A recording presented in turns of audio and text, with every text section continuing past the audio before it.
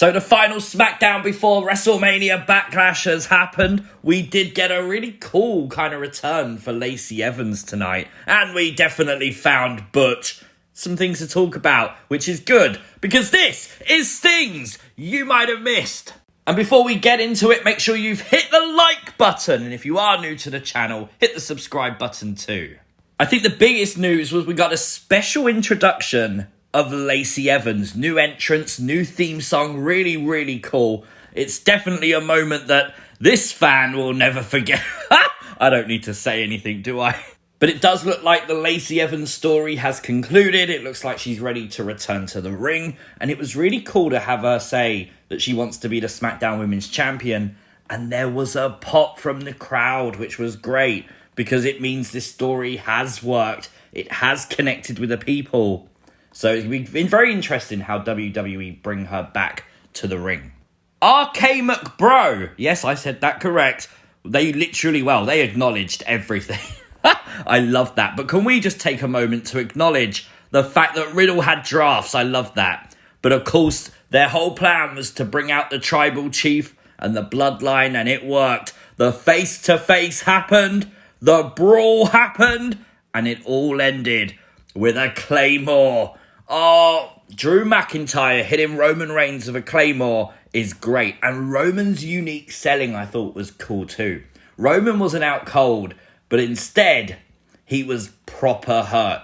Unlike anything I've seen before. I love that unique selling, so that's a huge plus. But just the visual of Drew McIntyre standing over Roman Reigns. Is it possible? Is Drew McIntyre the one to dethrone Roman Reigns? Did anyone else notice when Randy Orton said that grass is green, he literally looked at Riddle, like went straight up to him, straight into his face. Why would you tell Riddle that grass is green? But we started off SmackDown with the huge brawl between Charlotte and Ronda. Well, it technically wasn't the start. The start was meant to be Charlotte versus Aaliyah. I don't know why. Aaliyah got sucker punched stupidly, but then she just disappeared. She was like, they was in the ring for about 4 minutes afterwards, and Aaliyah just vanished. Where did Aaliyah go? Is this going to be the new thing? Now we found Butch. Are we going to wonder where Aaliyah is? That could be a thing. But of course, the brawl happened, and I've got to be honest, this was the most interested I've been in this feud so far. I love that Ronda knocked down Daivari, an agent, and then he got back up. He wasn't just dead like most officials happen. He's a former wrestler. He shouldn't be dead. And that was great. I loved that. Just a slight little detail I noticed, and it just made it even better. The brawl, though, it was a bit of a shoot. They did look like they was attacking each other, and I think it's that Nia Jax Charlotte Flair thing again, when you can't blur the lines between is this real, is this fake, and you maybe sit there and go, I'm interested, and WWE got me interested in this, and I'm really disappointed in myself. But following that, we even got a banger women's match between Sasha Banks and Shayna Baszler that was built around the fact Naomi had an arm injury.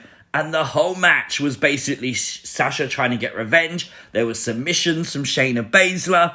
Really, really well done. Unlike what we normally see from the WWE's women's division. So that was unique. It was fun.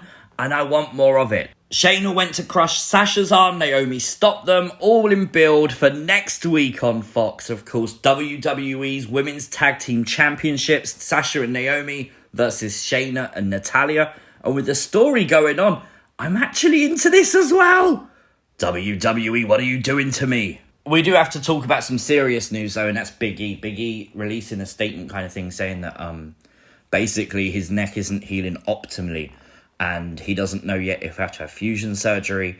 I really hope Big E's I hope he's okay. I hope he mentally and everything is just okay. And hope he has a speedy recovery, man. It sucks.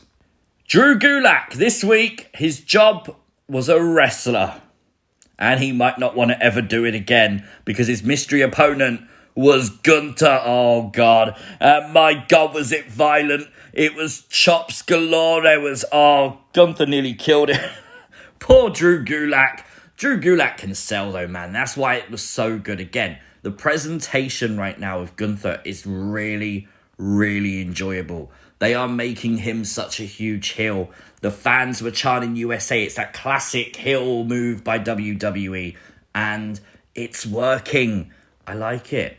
Now, if you haven't already watched it, the Cody Rhodes Broken Skull Sessions is on the WWE Network. It's about 2 hours long. I watched it earlier today. It's really good. Cody opens up about everything. From his dad, from his debut, his dad's Hall of Fame speech that he did.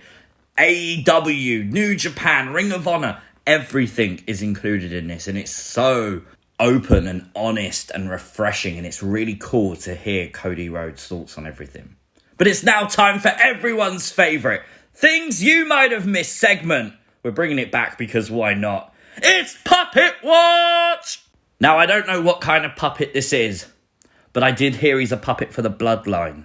Therefore, it counts. But Sami, of course, was behind Shinsuke Nakamura, and this was really fun because this came after WWE acknowledged the injury to Rick Boogs, which is something they don't normally do, and then acknowledged the thing everyone thought they'd forgotten about, and that was Nakamura and the bloodline, Roman. And Nakamura said he will get to Roman Reigns.